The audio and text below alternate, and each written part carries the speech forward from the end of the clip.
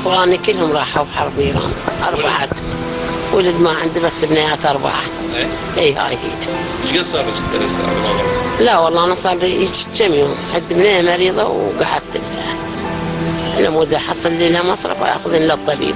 والله يا ايما القرايب كل من يقول يا روحي ما بس الله معيني لي والله. هو الله اللي يفزع لي هذا غير ما عندي.